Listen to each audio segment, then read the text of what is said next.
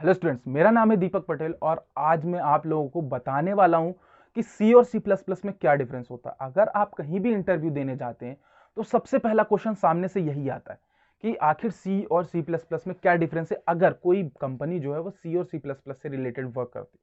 ठीक है, और ये चीज आपको पता होना चाहिए कि अभी तक सारी लैंग्वेजेस के पीछे लोग भाग रहे थे, बट अब रिटर्न जो है, अब मार्केट में फिर से सी और सी प्लस प्लस आ चुकी है। तो इस चीज से रिलेटेड ये क्वेश्चन तो पूछा ही जाएगा, तो हमें ये पता होना चाहिए। अब अगर किसी चीज के बारे में आपको ये लग रहा हो कि मैं इन दोनों में डिफरेंस बताने वाला, नहीं, यहाँ पर दोनों को अच्छे से हम बात करेंगे, डिस्कस करेंगे, तो चीजें आपको बहुत ज्यादा समझ में आएंगी। ठीक है, तो अगर हम इन दोनों को समझना चाहते हैं तो सबसे पहले तो एक दो चीजें मैं आपको बता दूं कि ये जो है 1972 में लॉन्च हुई थी।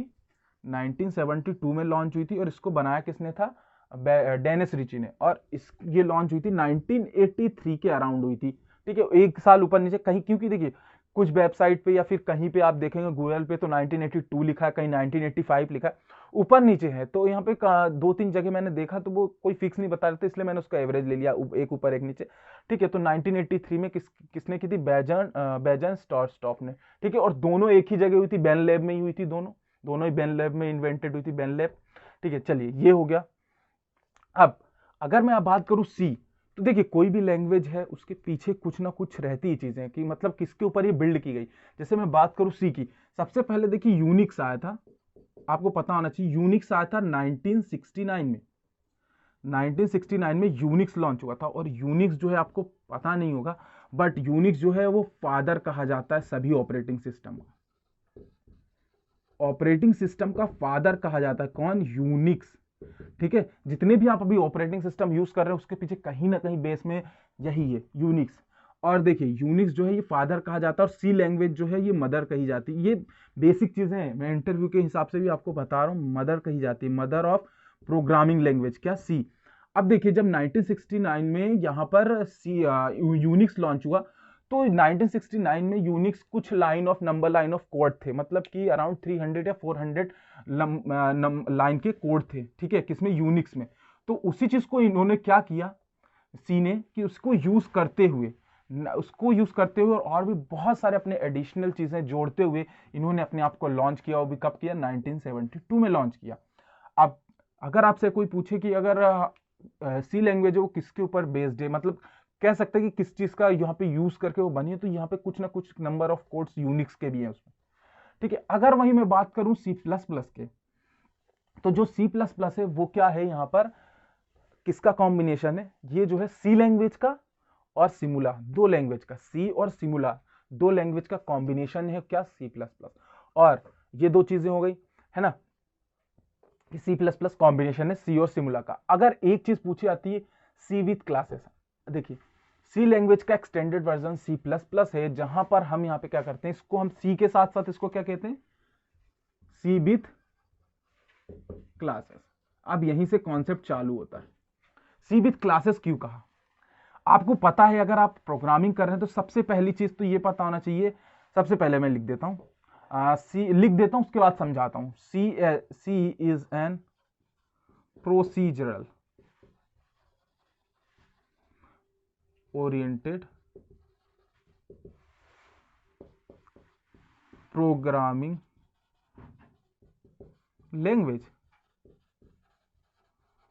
ठीक है, सी क्या है? एक प्रोसीजरल ओरिएंटेड। यहां पे लिख देता हूं, फिर चीजें आपको बहुत क्लियरिटी देंगे कहां से मैंने देखिए आपको बनाया है कि आखिर हम क्लास में कैसे आए, तो इस चीज को और डीप में समझेंगे। C plus plus is an object oriented programming language.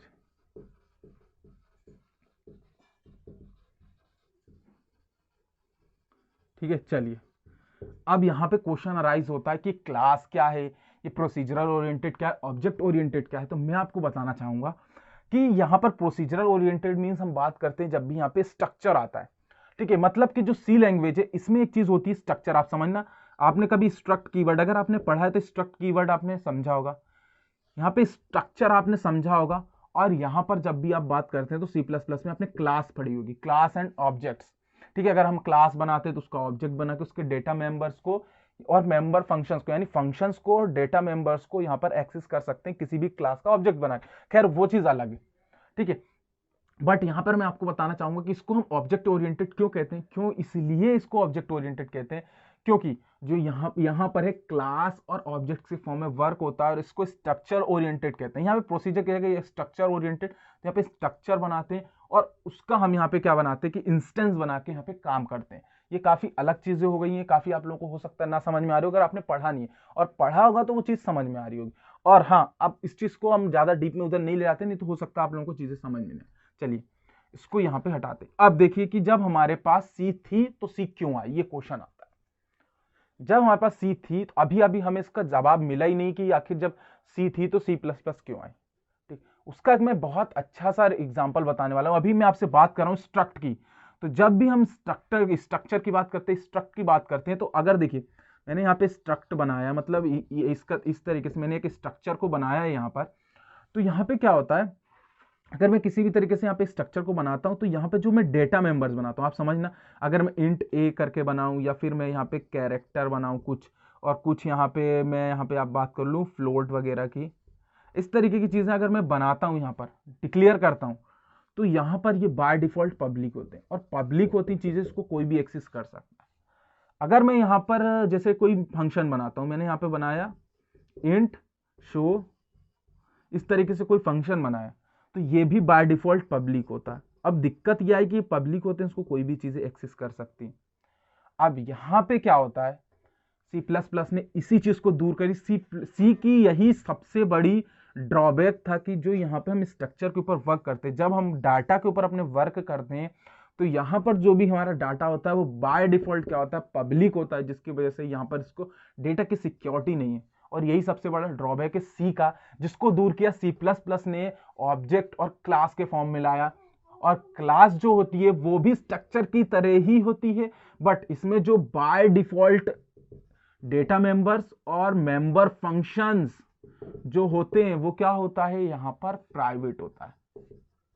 ठीक है, यही बहुत अच्छी चीज थी किसकी, यहां पर सी प्लस प्लस। अभी मैं और आगे नहीं जाना चाहूंगा, जो ड्रॉबैक सी प्लस प्लस थे उसको जावा ने दूर किया। जैसे कि मैं बात कर लेता हूं, बता ही देता हूं अभी भी, ये सारी चीजें इंटरव्यू में बहुत ज्यादा पूछी जाएगी, और ये बहुत ज्यादा समरी मैं आप लोगों के लिए बना रहा हूं। मेरा मेन ऑब्जेक्टिव सी और सी प्लस प्लस का बेसिक डिफरेंस नहीं था, बट हमें चीजें समझनी चाहिए, आनी चाहिए। ठीक है, अब बात करूं, सबसे पहला ड्रॉबैक आता है सी प्लस प्लस का, है वो पॉइंटर। अभी आप लोग अगर पढ़े होंगे तो आपको पता होगा, अगर नहीं पढ़े हैं तो अभी आपको चीजें यहाँ पे देखेंगे, जब आप पढ़ेंगे तो आपको चीजें समझ में आएंगी। दूसरा होता है फ्रेंड फंक्शन। ये दो सबसे बड़े मेजर ड्रॉबैक हैं। ठीक है, पॉइंटर और फ्रेंड फंक्शन।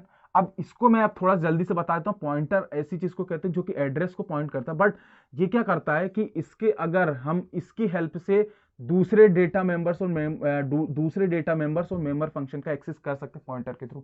अब इसको डीप में बताने जाऊंगा, बहुत ज्यादा समय लग जाएगा, बहुत बड़ा वास्ट टॉपिक है। और फ्रेंड फंक्शन की बात करें तो फ्रेंड फंक्शन क्या होता है, जैसे हमने कोई क्लास बनाई, इसके बिना एक्सेस दिए भी हम फ्रेंड फंक्शन के थ्रू इसके डेटा मेंबर और मेंबर फंक्शन को एक्सेस कर लेते हैं। तो ये एक ड्रॉबैक है कि मतलब जैसे कि तुमने किसी को परमिशन नहीं दी बट उसने तब भी तुम्हारी चीज को यूज कर लिया, तो ये एक ड्रॉबैक कहा जाता है। यही सी प्लस प्लस का ड्रॉबैक है, जिसको किसने दूर किया, यहाँ पे जावा ने दूर किया। चलिए इसको रफ करते हैं और हम आते हैं अब अपने डिफरेंस पे। काफी वास्ट में मैंने आप लोगों को चीजें समझा दी है। अगर आपने ये वीडियो देखा है, अगर आपको सही लग रहा है कि मतलब हाँ सही, मैं सही बता रहा हूँ, तो चीजें आप अपने दोस्तों के साथ शेयर कर सकते हैं, वीडियो को लाइक भी कर सकते हैं और चैनल को सब्सक्राइब भी कर सकते हैं, और कमेंट करके भी बता सकते हैं कि अगर इसी तरीके की और दूसरे टॉपिक्स पे वीडियो चाहिए तो वो भी मिल जाएगी। चलिए अब मैं आपसे बात करता हूँ दूसरे नंबर पे। ठीक है, ये चीज मैंने बहुत ज्यादा बता दी, अब मैं लिखूं नहीं लिखूं बहुत ज्यादा उससे आपको फर्क नहीं पड़ना चाहिए। ठीक है, चलिए यहां पर जो कीवर्ड्स होते हैं, ठीक है, कीवर्ड्स जो होते हैं वो 32 कीवर्ड्स होते हैं। ठीक है, और यहां पर जो कीवर्ड्स हैं इसको भी मैं समझाऊंगा, यहाँ पे 95 कीवर्ड्स होते हैं। ठीक है, अप्रॉक्सीमेटली रहती चीजें, बढ़ते घटते रहते हैं, बढ़ते ही रहते हैं, घटेंगे तो नहीं बढ़ेंगे। अब ये कीवर्ड्स क्या होता है, जैसे मैं आपसे बात करूं इंट लिखा है, ये कीवर्ड है जो कि ऑलरेडी डिफाइंड है। कहां पर डिफाइंड है, हमारी प्रोग्रामिंग लैंग्वेज में। जैसे मैं यहाँ पे स्ट्रक्ट की बात करता हूँ, जैसे मैं यहाँ पे कैरेक्टर की बात करता हूँ, जैसे मैं यहाँ पे इफ की बात करता हूँ, एल्स की बात करता हूँ, ठीक है, इफ एल्स की बात करता हूं, तो ये सब क्या है, यहाँ पे वाइल लूप की बात करता हूँ, फॉर की बात करता हूँ, तो ये जो कीवर्ड है ये ऑलरेडी डिफाइंड है। यहाँ पे 95 कीवर्ड्स डिफाइंड है। ठीक है, चलिए ये दो हो गए। बात करते हैं हम तीसरे डिफरेंस की, तो यहाँ पर member of data member, data member जो चीज मैंने बताई है वही लिखेंगे, data member and member function, member function of structure is by default public. ठीक है, और यहां पे क्या लिखेंगे, data member and member functions, member functions are by default private.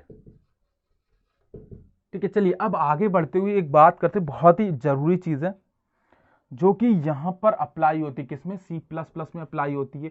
तो इसको हम डिफरेंस मान सकते हैं जब हम बात करते हैं सी प्लस प्लस की। तो यहाँ पे आपको पता है कि सी प्लस प्लस में ऑब्जेक्ट ओरिएंटेड प्रोग्रामिंग की जब बात करते हैं तो यहाँ पे 4 से 5 चीजें मेन होती है, पॉलीमॉर्फिज्म, इनकैप्सुलेशन, एब्स्ट्रैक्शन, इनहेरिटेंस और क्लास एंड ऑब्जेक्ट। तो ये चीजें क्या है, इसकी ऊप्स के कॉन्सेप्ट की ये फीचर्स है। अब देखिए यहां पर जो है, यहाँ पे क्या होता है कि जब हम बात करते हैं पॉलीमॉर्फिज्म की तो यहाँ पे होती चीजें ऑपरेटर ओवरराइडिंग की, और यहां पर होता है ऑपरेटर ओवरलोडिंग या फिर फंक्शन ओवरलोडिंग और फंक्शन ओवरराइडिंग। तो ये जो है ये पॉलीमॉर्फिज्म के बहुत अच्छे कॉन्सेप्ट हैं। तो यहां पर जो है और स्ट्रक्चर में यहां पे नहीं है। अब आपको पता है यार, ये तो बेसिक चीज है कि जब इसके पास पॉलीमॉर्फिज्म का फीचर है, इसके पास नहीं है, तो सिंपल सी चीज है कि ये उसकी क्या हुई, खूबी हुई। तो यहां पर जो है, यहां पे पहले लिख लेते हैं कि यहां पर क्या होता है, ऑपरेटर एंड फंक्शन ओवर, ये काफी बहुत अच्छा टॉपिक है, मतलब मजा आ जाता है ये टॉपिक पढ़ने में। Operator and function overloading are exist, यहाँ एग्जिस्ट करती है, यहाँ पे नहीं, डज नॉट एग्जिस्ट। ये तो सिंपल सी चीज है यार, डज नॉट एग्जिस्ट इन सी। ठीक है, अब यहां पर मैं बात करूं, अगर आपने कभी भी ये चीज नोटिस की होगी, कभी भी ये चीज नोटिस की होगी कि जब आप सी का प्रोग्राम बनाते हैं, सी प्लस प्लस का प्रोग्राम बनाते हैं, तो जो हमेशा हमारा मैन फंक्शन होता है, इंट मैन जो हमारा फंक्शन होता है, जो कि मेनली हमारे क्या करता है कि एंट्री पॉइंट होता है, मतलब एंट्री पॉइंट होता है किसी भी चीज को। यहाँ पे अगर देखिए कभी कभी ये क्वेश्चन आता है, यहाँ से मुझे ये क्वेश्चन भी ध्यान में आया कि सी में ये पूछा जाता है कि अगर मैं सी प्लस प्लस में सॉरी इंट मैन नहीं लिखूंगा तो क्या हमारा प्रोग्राम जो है यहाँ पे चलेगा। तो देखिए हमारा आंसर क्या होना चाहिए, प्रोग्राम जो है वो कंपाइल तो होगा, बट वो हमें क्या होगा कि यहाँ पर स्क्रीन के ऊपर, मतलब जो हम स्क्रीन के ऊपर आंसर चाहते हैं वो हमें शो नहीं करेगा, बट वो कंपाइल हो जाएगा। तो देखिए इंट मैन फंक्शन क्या होता है कि हमें कोई भी चीज दिखानी अगर हमारी स्क्रीन के ऊपर, तो हमें दिखनी चाहिए। तो इंट मैन के अंदर ये सब चीजें हैं। तो अगर मैं यहाँ पे इंट मैन जो है उसको हम सबसे नीचे क्यों लिखते हैं, ये आप कभी भी सी प्लस प्लस का प्रोग्राम देखना, जो मैन फंक्शन होता है उसको हम सबसे आखिरी में लिखते हैं। तो उसका एक रीजन होता है कि जो हमारी सी प्लस प्लस है वो क्या करती है कि टॉप टू अप अप्रोच को करती है, मतलब कि sorry bottom to up, bottom to up approach को करती है। ठीक है, अप्रोच करती है मतलब नीचे से ऊपर की ओर रीड, कोड को रीड करते हो जाती है। ठीक है, और यहां पे top to down, top to down approach होती है। ठीक है, आई होप आप यहां से चीजें समझ गए होंगे।